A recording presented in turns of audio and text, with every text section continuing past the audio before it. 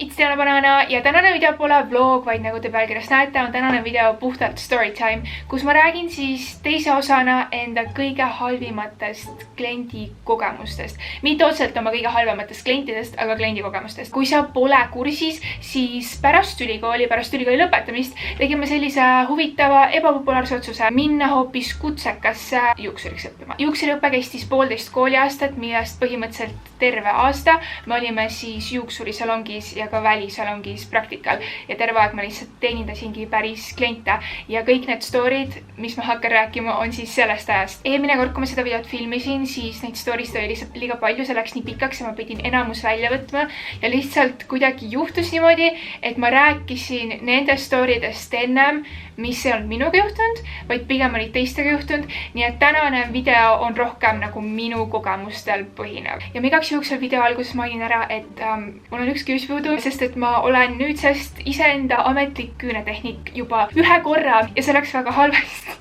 Ja please lihtsalt ignoreerime seda, mul lihtsalt polnud aega seda fixida, sest et mul on täna nii palju asju teha. Ma võtan oma telefonilisti välja ja need on need asjad, mis ma kirjutasin siis kooli ajal, kooli lõpus, et ma saaks seda videot filmida, et mul meelest ei läheks. Ma jätkan täpselt sealt, kus mul eelmine kord list pooleli jäi ja see on väga ekstreemne. Mul oli telefonis kirjas herpese klient. Herpese klient jõudis minuni siis nii, et ta pani endale aja, see oli vist lihtsalt juukselõikus ja ta tuli kohale, tegu oli vanema naisterahvaga, alguses tundus kõik väga ok ja me läksime teda pesema. Kogu aeg, kui ma teda pesin, siis ta korrutas, et vaata, et mulle vett kuskile krae vahele ei lähe, vaata, et mulle vett kõrva ei lähe ja ma üritasin olla ekstra hoolikas, aga tihti vanade inimestega või noh, mitte ainult vanade inimestega, aga tihti just vanadel inimestel juhtub see olema, et nad on vist kuidagi nagu kangeks jäänud ja nad ei saa enda pead ilusti sinna taha vastu panna. Ja lihtsalt on veits nagu küürakad seal, neil pole kael korralikult vastas ja lihtsalt kipubki minema neile rohkem vett krae vahele kui peaks. Ma üritasin teda siis pestes olla võimalikult ettevaatlik ja kui me ära pesime, siis tuli välja, et tal hästi natukene oli kraemärg, aga kui sul on hästi-hästi kõrge kraega bluus nagu põhimõtteliselt su juuksepiirini, siis see lihtsalt kipub natukene niiseks saama, eriti kui sa nagu ilusti enda pead ka ei hoia. Aga see polnud nagu midagi hullu, ma lihtsalt hakkasin teda föönitama ja ma föönitasin selle ruttu kuivaks ära ja samal ajal, kui ma föönitasin, ta ütles, et jaa, et kindlasti föönita korralikult, sellepärast et eelmine kord teda siinsamas salongis ei föönitatud korralikult ja ta krae ja kael jäid märjaks, nii et ta sai herpese.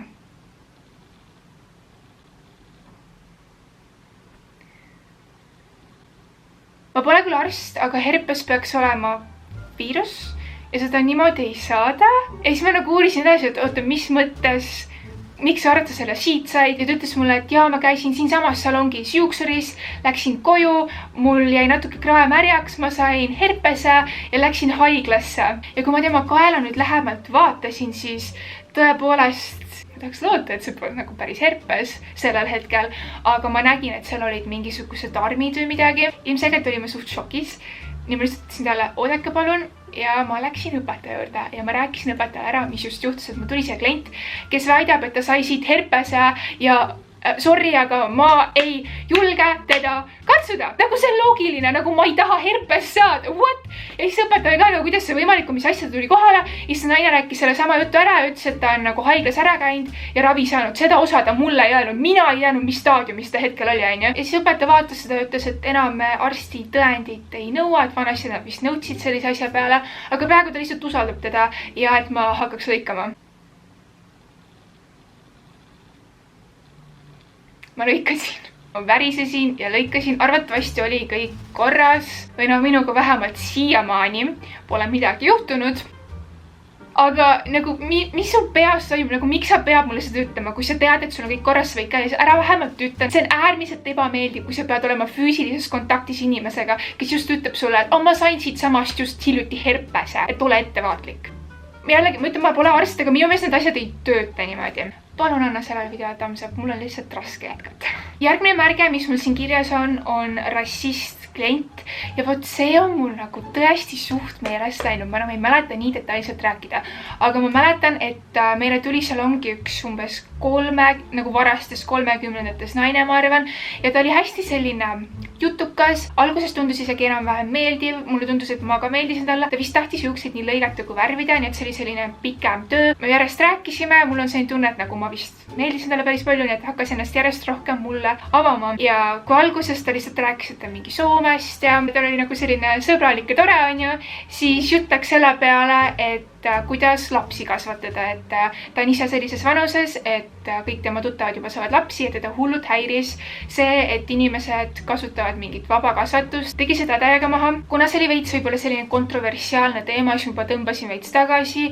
Väga enam ise vestlusesse ei panustanud, lihtsalt nagu ja siis ta aretas sealt ise vestlust edasi EKRE-le, kuidas EKRE on nagu parim asi põhimõtteliselt, mis on Eestiga juhtunud. Ta tegi maha geisid, ta rääkis kõva häälega, kuidas ta vihkab pagulasi ja asi oligi selles, et nagu kõik, mis ta rääkis, oli kõva häälega üle salongi ja ta oli kogu sellesse absoluutselt iga asja vihkamise teemasse niivõrd kaasatud, et ta hakkas kõva häälega rupendama üle salongi.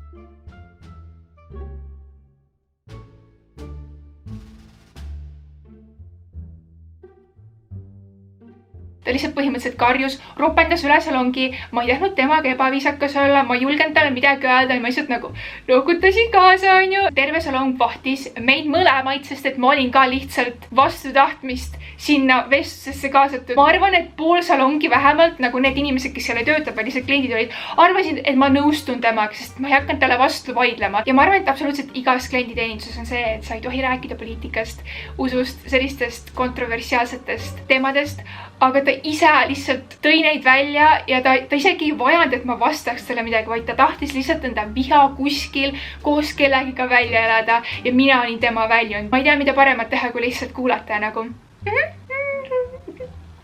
okei. Ma soovin, et mul oleks paremini meeles, et ma saaks mingeid detailsemaid lauseid näideteks tuua, aga mul lihtsalt pole. Aga ta oli rassist ja ta vihkas geisid, pagulasi, põhimõtteliselt eestlasi, soomlasi, inimesi, kes oma lapsi nii kasvatavad, nagu tema ei nõustu, nagu ta põhimõtteliselt vihkas kõiki ja ta lihtsalt röökis seda üle salongi. Panen siia vahel ühe kurvema loo kliendist, kes nagu ise tegelikult polnud halb klient, aga lihtsalt see kogemus oli minu jaoks ja kindlasti ka tema jaoks väga-väga ebameeldiv. Põhimõtteliselt ma sain siis endale keemilise loki kliendi ja kui sa ei tea, siis keemiline lokk on kõige pikem töö, mida teha koolis. See on nii rõve tunne lihtsalt need rullid sõrmede peale ja need kemikaalid ja mulle lihtsalt ei meeldi see nagu paljud, eriti sellised modernsemad salongid isegi enam ei paku seda teenust, aga õppesalongides on enamasti vanemad inimesed ja see on nagu number 1 teenus põhimõtteliselt, eriti kevadel. Minu meelest oligi kevad ja mulle oli pandud kirja keemilise loki klient. Ma ei teadnud, kes ta oli, ma lihtsalt ootasin teda ja ta vist hilines päris korralikult ja kui ta kohale tuli, siis ma nägin, miks. Tegu oli niivõrd vana ja haige inimesega, et ta reaalselt vaevu kõndis. Ja selliste väga haigete inimestega töötamine juuksurina ei ole raske mitte ainult füüsiliselt, sellepärast et nad nagu, ei saa kuidagi olla, vaid ka vaimselt. Ta tuli kohale mütsiga, nii kui ta mütsi peast ära võttis, ma nägin, et ta juuksed tegid kuidagi, seda on raske kirjeldada, aga nad nägid kohe algusest peale juba nagu imelikud välja. Ja siis ma viisin ta tooli ja ma hakkasin talle tegema analüüsi, et mida me täpselt hakkame tegema, mida täpselt teeme veel kasutada ja selle käigus ilmselgelt ma katsusin ta juukseid ja ma pole kunagi midagi sellist tundnud. Põhimõtteliselt ta peanahk ja juuksed kuidagi kleepusid ja ma ütlen seda üldse mitte halvaga, aga lihtsalt see on fakt, need kleepusid ja need olid samal ajal hästi kuivad, nagu ta juuksed oleks hullult keemiliselt üle töödeldud, aga see peanaha teema arvatavasti see oli mingitest ravimitest või midagi, sellepärast et tihti kanged ravimid, mida just vanemad inimesed võtavad, mõjuvad ka nende juustele, juuksed kukuvad välja, lähevad hapraks, peanaha probleemid, igast sellised asjad, aga sellist asja mul tõesti varem näinud, nii et ma läksin, kutsusin kohe õpetaja, ütlesin, et õpetaja, ma ei saa aru, mis ta peanahaga ja juustega toimub, aga ma ei ole kindel, kas sinna saab üldse lokki teha. Siis õpetaja tuli kohale, ütles talle tere, küsis, mida ta soovib teha ja hakkas ka tema juukseid ja peanahka uurima ja ütles talle, et vabandust proua, aga kui me hakkame siia praegu keemilist lokki tegema, teie juustest lihtsalt ei jää midagi alles. Minu meelest vist oligi mingi teema ravimitega ja siis õpetaja ütleski, et vabandust, aga me tõesti lihtsalt hetkel ei saa teile lokki teha, me võime teid lõigata, mida iganes, aga me lihtsalt ei saa keemilist lokki teha, sest et see on juustele tõesti väga kurnav ja kui sul on juba juuksed väga halvas seisundis, isegi kui sul on lihtsalt blondeeritud juuksed, need kukuvad otsast. Ma lihtsalt seisin seal kõrval, tundsin ennast nii halvasti ja selle lause peale, mis õpetaja ütles, et kahjuks me ei saa teile lokki teha, ta hakkas nutma. Ta lihtsalt jooksis pisar ja ta ei olnud pahane, issand, mul on nii kurb sellest rääkida, ta ei olnud pahane ega midagi, vaid ta oli lihtsalt nagu siiralt kurb. Ja see oli ausalt selline situatsioon, et ma üritasin ise endal ka lihtsalt pisaraid tagasi hoida ja ma ei mäleta, kas me siis lõikasime teda või kas me üldse tegime talle midagi, aga lokki me talle ei teinud ja ta nuttis ja läks koju. See oli tõesti kurb ja nagu jällegi see pole absoluutselt tema süü, ta ei ole halb klient, vaid lihtsalt see kogemus oli nagu hästi kurb. Nii, edasi, ma tahaks öelda lõbusamal noodil, aga pigem on see rõvedam noot. Minu juurde oli pandud siis meeste juukselõikuse aeg ja see klient, kes kohale tuli, oli jällegi umbes mingi 35, võib-olla maks 40.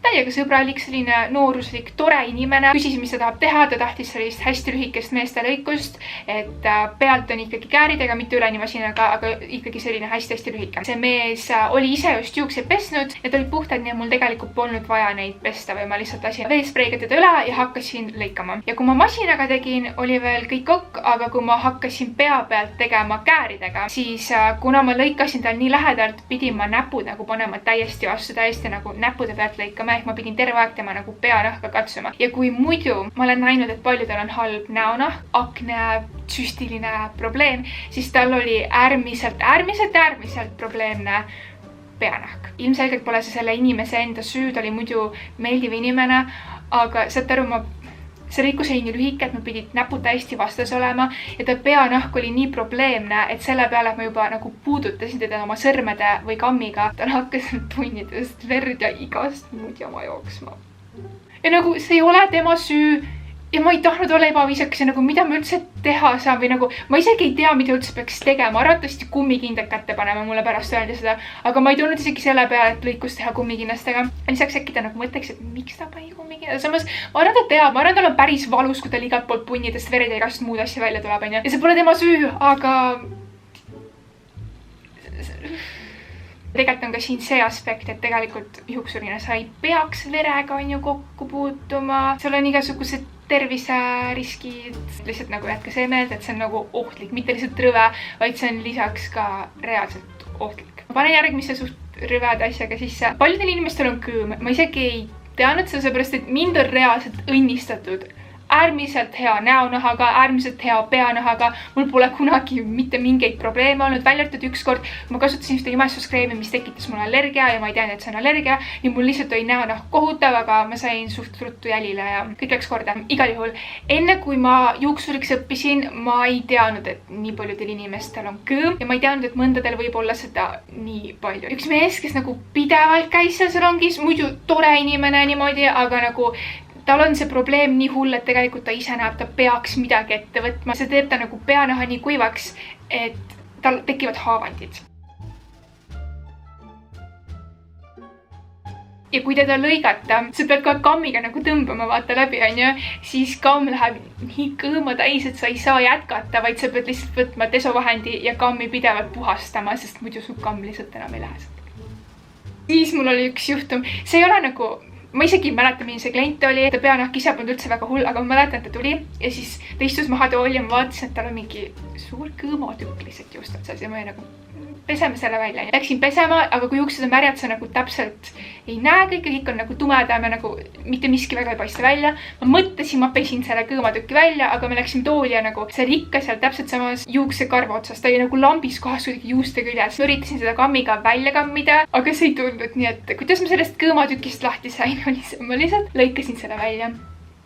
Võib-olla ma poleks pidanud seda lõikust nii lähedalt tolle koha pealt tegema, aga ma ei suutnud, ma pidin selle kõõmatükid lihtsalt välja lõikama. Järgmist asja juhtus mul päris mitme kliendiga ja alati oli tegu nooremate inimestega. Mis siis juhtus oli see, et ma tegin neile mingisuguse teenuse ära ja siis oli aeg maksta ja siis nad ütlevad mulle, et mul pole nii palju raha.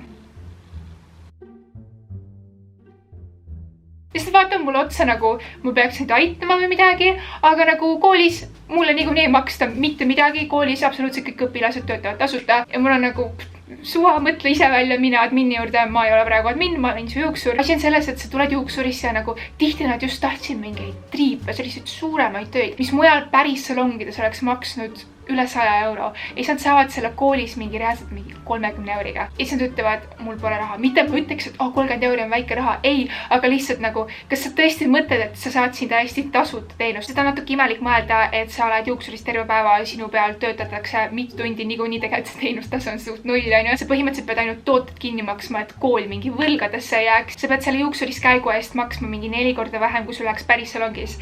Ja siis sul on nagu jultumus öelda, et aga mul pole raha. Nagu miks sa seda mulle ütled, see on nii lugupidamatu. Ma ei tea, inimesed võiks nagu rohkem juuksurit hinnata või nagu keegi ei sunni sind mitte kuskile juuksurisse minema, kui sul pole raha, sa ei pea minema, aga sa ei saa kuskile minna, siis nagu oodata, et sa midagi tasuta saad. See on nagu äärmiselt lugupidamatu. Järgmine klient on meil koolis täiesti tuntud inimene. Iga kord, kui ta paneb ennast kirja, inimesed näevad nime ja kõik, kes on temaga kokku puutunud, nad ütlevad, ei, palun ära teda vähemalt mulle pane. Ta on mul juba üks kord olnud, mina teda rohkem ei võta. Ja siis juhtus nii, et ma sain selle kliendi endale. Ja ma isegi enam ei mäleta, mis kogemused teistel temaga olid, aga ma räägin sellest, mis minu temaga oli. Tegu oli siis noore naisega, ma arvan, et ta vanus on 30 või alla selle. Tundus nagu välimuse järgi täiesti normaalne, ma reaalselt ei saanud aru, millest kõik räägivad. Ma ei mäleta, võib-olla ta tahtis lõikust ka, aga ma olen kindel, et ta tahtis juukseid värvida. Ja värvida ta tahtis ainult juuri ja see oli nagu äärmiselt lihtne ülesanne, sest et ta juuksed olid lihtsalt mustad. Ja meil oli selles salongis, millest ma praegu räägin, 2 tüüpi musta.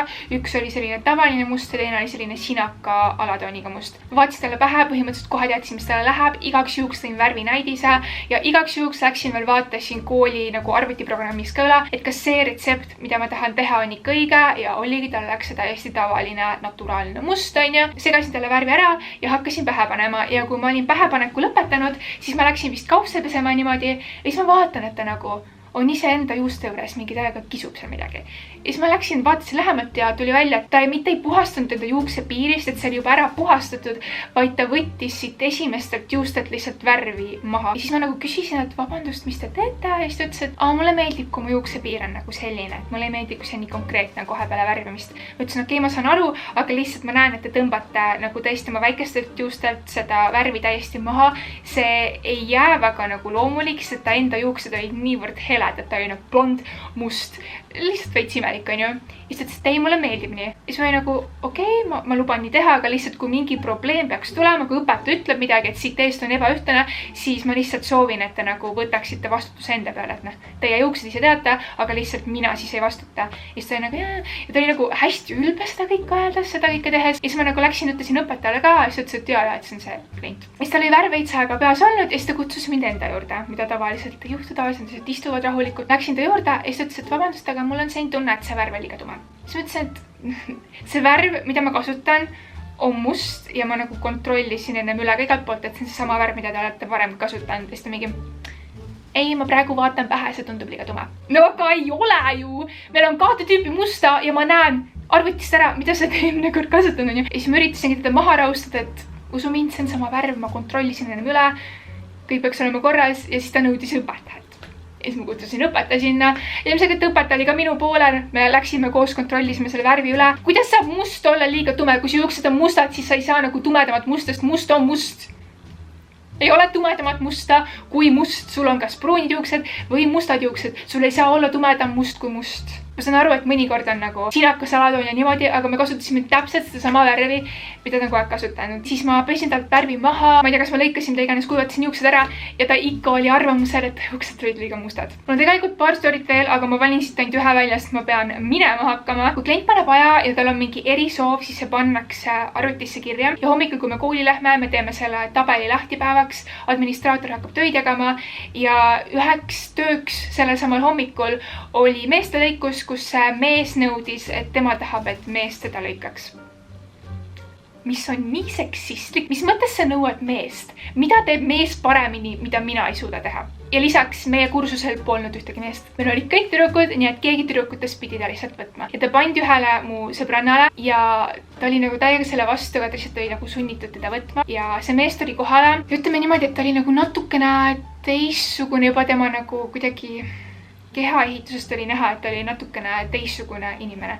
Ja siis mu sõbranna hakkas nutma, läks ära ja ütles, et ta ei lõika teda. Ja siis ma nagu olin vastutulelik, lisaks ma olin natukene pahane, et mis mõttes ta ütleb, ta tahab meest, kui mingi ütlemine on. Öelgu mulle ja ma näitan talle meest. Ma lihtsalt ei kannata sellist asja. Tal ei olnud kusjuures mitte mingisuguseid kaebusi seoses sellega, et ma pole mees. Ta tahtis endale lihtsalt, mega lihtsalt masinalõikust ja habeme kujundamist ja mul oli täpselt kusjuures vaja habemest pilte teha koolieksami jaoks, nii et tegelikult see oli nagu suht täiuslik, et ma ta endale sain. Ainus asi, mis oli nagu imelik, oli see, et kui ma hakkasin habet lõikama, siis kui see habet lõikad, said nagu hästi niimoodi näo juures, sa pead hästi lähedalt nägema, siis terve aeg ta vaatas mulle otsa, meil oli terve aeg silmside ja see oli nii awkward, aga mitte midagi hullu. Ta oli jah, natuke teistsugune, aga ta oli sõbralik. See töö oli ülilihtne ja ma sain endale pildid eksami jaoks, nii et nagu kõik läks hästi mul, on ju. Ja sellepärast minul isiklikult ei olnud temaga mitte mingisugust halba kogemust. Aga siis, ma ei tea, kuidas see klient tuli jutuks, aga me rääkisime noorema kursusega. Ja siis nad rääkisid, kuidas see sama klient oli neil käinud. Ja siis mingi noor tüdruk oli endale võtnud, oli ta pead pesnud ja see oli nagu väga-väga kooli algus, et ta nagu veel ei teadnud, mis on okei ja mis mitte. Ja siis see klient oli palunud, et palun masseeri mu kõrvu. Ja siis see tüdruk oli nagu šokeeritud sellest palvest, aga kuna see oli nii kooli algus, ta vist ei julge midagi öelda, et ta nagu, kui ta peab pesist ta masseerist kõrvu. Mis kõlab nagu, siin võib mingi teine tagamõte olla, ma ei kujuta ette nagu, mis asjad inimestele niimoodi meeldivad, on ju. Ja et lihtsalt selline nagu imelik story. Mulle just kirjutati, ehk ma pean selle video ära lõpetama ja minema, ma lähen täna põgenemist õppima. Ma loodan, teile meeldis see video, kui teil meeldis, kindlasti pange thumbs up. Ma lihtsalt tahan öelda, et see video pole absoluutselt mitte mingisugustel pahatahtlikutel eesmärkidel tehtud. Ma lihtsalt soovin teiega jagada kõige imelikumaid, halvimaid kliendikogemusi, siis ma arvan, neid on huvitav kuulata ja juuksurid pole ainsad. Ma arvan, et kõik, kes kuidagi klienditeenindusega tegelevad, puutuvad igasuguste ka väga imelike inimestega kokku, aga lihtsalt kui sa oled juuksur, sa puutud nendega eriti lähedalt füüsiliselt kokku. Et see võib olla tihti natuke rohkem traumeeriv, kui võib-olla muidu. Niimoodi klientidega kokku puutuda on vaimselt väga raske. Ma rääkisin eelmises Storytime'is natukene tõsisemaid lugusid, mis lõppesid pisarate asjadega ja samas sina nagu pead jääma professionaalseks, mitte nagu kaasa minema igast halbade asjadega. Nii et lihtsalt hinnake enda juuksurit ja igasuguseid klienditeenindajaid, et nad suudavad sellist tööd teha. Ma olen saanud hästi palju küsimusi selle kohta. Mina hetkel eriti tervislikel põhjustel ei tööta juuksurina, aga aasta aega kooli pärast ma põhimõtteliselt juuksurina praktiseerisin. Ma loodan, et need jäävad mu viimasteks halbadeks kliendikogemusteks. Panen selle video thumbs up ja kui sa tahad mind followda kuskil sotsiaalmeedias, kõik mu lingid on all video descriptionis ja ma näen teiega juba oma järgmises videos.